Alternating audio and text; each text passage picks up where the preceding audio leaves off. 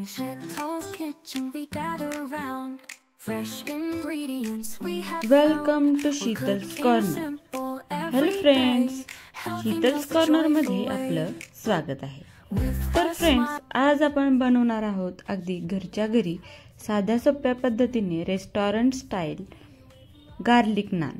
तर गार्लिक नान कसा बनवायचा व अगदी अचूक प्रमाण यामध्ये तुम्हाला पाहायला मिळणार आहे. सगळ्यात प्रथम आपल्याला गार्लिक नान बनवण्यासाठी पीठ बनवून घ्यायचं आहे. त्यासाठी या ठिकाणी मी 1 किलो मैदा घेतलेला आहे व 1 छोटा चमचा साखर टाकलेली आहे व 200 ग्रॅम इतकं आंबट दही घ्यायचं आहे. चवीनुसार मीठ टाकायचं आहे. तर आता या ठिकाणी आपल्याला 1 पळी तेल टाकायचं आहे. याच वेळी तेल टाकून घ्यायचं आहे.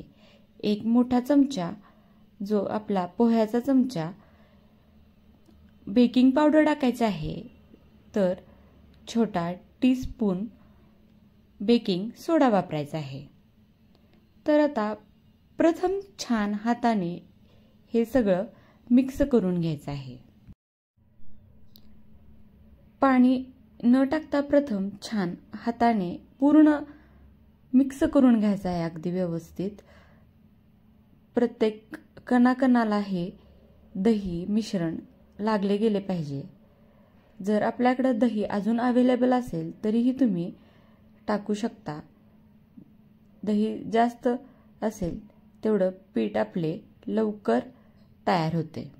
या ठिकाणी 200 ग्रॅम इतके इनफ आहे, पण थोडं जास्त दही टाकले तरीही चालू शकते.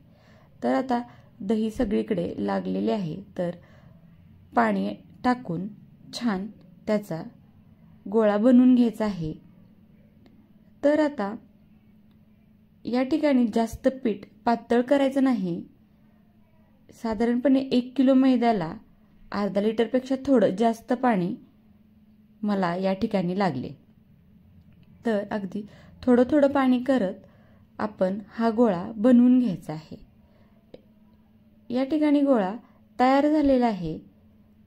तर थोडासा पाण्याचा हात घेऊन छान अजून जास्त मळून घ्यायचं आहे. गार्लिक नान बनवण्यासाठी हीच जास्त मेहनत आहे की ही आपली कणिक छान तयार झाली पाहिजे. तर आता एका वेगळ्या भांड्यामध्ये ठेवून हे झाकायचं आहे. झाकण्यापूर्वी प्रथम त्याला छान मळून ठेवायचं आहे व थोडंसं तेल ह्याच वेळी टाकायचं आहे. परत आपल्याला तेल वापरता येणार नाही, त्यामुळे थोडंसं तेल ग्रीस करायचं आहे याला व झाकून ठेवून द्यायचं आहे. तर आता आपल्याला गार्लिक नानसाठी स्टफिंग तयार करायचं आहे. तर ते स्टफिंग आपण मोझरेला चीजचं बनवतो. तर या ठिकाणी 200 ग्रॅम इतकं मोझरेला चीज घेतलेलं आहे व या ठिकाणी 1 चमचाला थोडंसं कमी चिली फ्लेक्स, अर्धा चमचा ओरिगानो पावडर तर यामध्ये टाकून घ्यायचं आहे व चिरून घेतलेला पुदिना टाकायचा आहे. पुदिना हा फार छान लागतो यामध्ये. 1 मिरची चिरून यामध्ये टाकायची आहे. तर साधारणपणे 100 ग्रॅम इतका लसूण चिरून यामध्ये टाकलेला आहे. लसणामुळे तयार होणारा गार्लिक नान खूप छान टेस्टी तयार होतं. तर मुठभर कोथिंबीरही चिरलेली यामध्ये टाकायचं आहे. तर छान मिक्स करून घ्यायचं आहे. तर या ठिकाणी थोडंसं मोझरेला चीज 200 ग्रॅमच्या पॅकेटमधील थोडंसं काढून ठेवलेलं. तर आता थोडंसं वाटतंय की याच्यामध्ये सगळंच मोझरेला चीज टाकणं आवश्यक आहे, त्यामुळे उरलेलंही मी चीज यामध्ये टाकून दिलेलं आहे. तर आता हे जे मिश्रण आहे त्यामध्ये थोडंसं चिमूटभर मीठ टाकायचं आहे, त्यामुळं या मिश्रणाला टेस्ट छान येते. तर आता हे सगळं मोकळं मोकळं वाटतंय, त्यामुळे आता याला थोडंसं बाइंडिंग करण्यासाठी 1 चमचा मिओनीज टाकायचं आहे. मिओनीज जर घरात उपलब्ध नसेल तर तुम्ही बटरही टाकले तरी चालेल, आणि अगदीच बटर नसेल तर तुम्ही घरचं तूप जरी यामध्ये टाकलं तरीही छान बाइंड होऊ शकतं. तर परत आता ही कणिक छान भिजलेली आहे. साधारणपणे 2 तास तरी ही कणिक भिजणे आवश्यक आहे. तर आता आपल्याला पॅन तयार करायचं आहे नान बनवण्यासाठी. तर आता हे पॅनवरचं कोटिंग घालवण्यासाठी आपल्याला मैदा टाकायचा आहे. मैदा टाकल्यामुळे याचं कोटिंग निघून जातं व आपली रोटी याला छानपैकी चिकटते व ती ज्या वेळेला शेकतो आपण ती गॅसवर पडत नाही. त्यामुळे ही प्रोसिजर छानपैकी करून घ्यायची आहे. प्रथम पीठ करपल्यासारखं वाटलं की ते पुसून घ्यायचं आहे कापडाच्या साह्याने. तर आता आपण छान गोळा करून घ्यायचा आहे. आपल्याला किती मोठी रोटी बनवायची आहे त्याच्यानुसार आपल्या गोळ्याची साईज बनवून घ्यायची आहे. गोळा लाटण्याआधी एका वाटीमध्ये पाण्यामध्ये थोडंसं मीठ टाकून हलवून साईडला ठेवून द्यायचं आहे. तर आता ही गोळी लाटायची आहे व त्यामध्ये आपण जे सारण बनवून घेतलेलं आहे ते यामध्ये स्टफ करायचं आहे. आपल्याला किती हवं आहे तेवढं सारण यामध्ये स्टफ करायचं आहे. तर अशा प्रकारे स्टफ केल्यानंतर त्याचा परत एक गोळा तयार होतो. आता याला थोडंसं पीठ लावायचं आहे व हातानेच हा गोळा मोठा करायचा आहे. याला लाटणं अजिबात लावायचं नाही, नाहीतर सारण लगेच बाहेर येईल. तर याच्यावर आता आपण थोडंसं भाजलेलं तीळ टाकायचं आहे. जर तुम्हाला काळे तीळ उपलब्ध असतील तर तेही तुम्ही लावू शकता. तर सारणही यावर लावायचं आहे जे आपण बनवून घेतलेलं आहे. प्रथम थोडंसंच लावलेलं आहे. आपल्याला अंदाज आला की मग आपण जास्त लावायला सुरुवात करायची आहे. तर ही पहिली नान तयार होत आहे. तर अशा प्रकारे गॅसवर शेकून घ्यायचं आहे. पहा किती सुंदर दिसत आहे. ही रोटी अगदी चीज मेल्ट होताना दिसत आहे. आणि जो आपण पाण्याचा हात याला लावलेला आहे, जे मिठाचं पाणी आपण रोटीला लावतो त्यामुळे ही रोटी खाली पडत नाही. आणि छान पॅन ही आपला रोटी बनवण्यासाठी तयार झालेला आहे.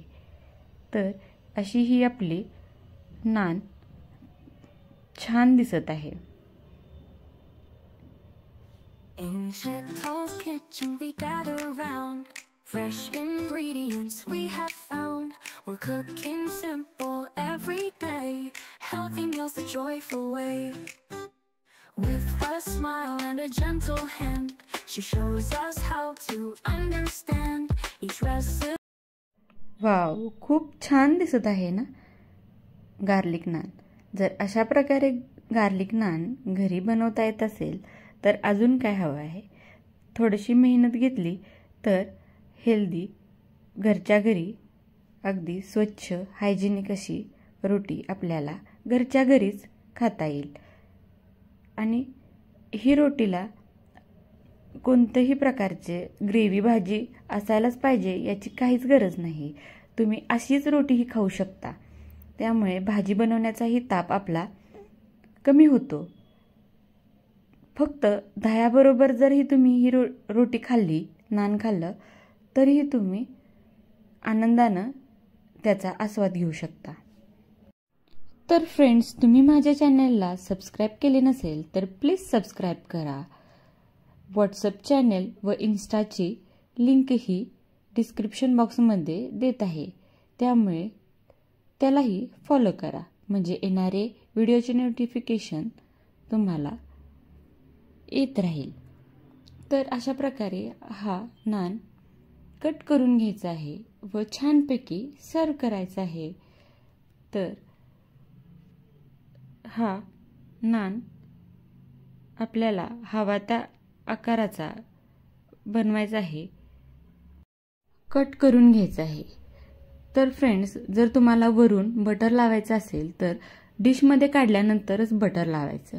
अदरवाईज जर तुम्ही पॅनवरच लावले तर पॅनला परत कोटिंग तयार होते व आपला नान चिटकत नाही व ते व्यापाचं होऊन जातं. त्यामुळं बटर लावायचं असेल तर कट केल्यानंतरच शक्यतो लावा. तर फ्रेंड्स, कशी वाटली ही रेसिपी नक्की कमेंट करून सांगा. इतरांना शेअर करा. जर माझ्या चॅनलला सबस्क्राईब केले नसेल तर सबस्क्राईब करा. मस्त खा, हेल्दी राहा. तर अशा प्रकारे हा नान घरी बनवल्यानंतरच तुमच्या लक्षात येईल की किती सोपा व टेस्टी तयार झालेला आहे. तर ही रेसिपी शेवटपर्यंत पाहिली त्याबद्दल धन्यवाद. भेटू अशाच नवनवीन रेसिपीमध्ये. तोपर्यंत थँक्यू. बाय.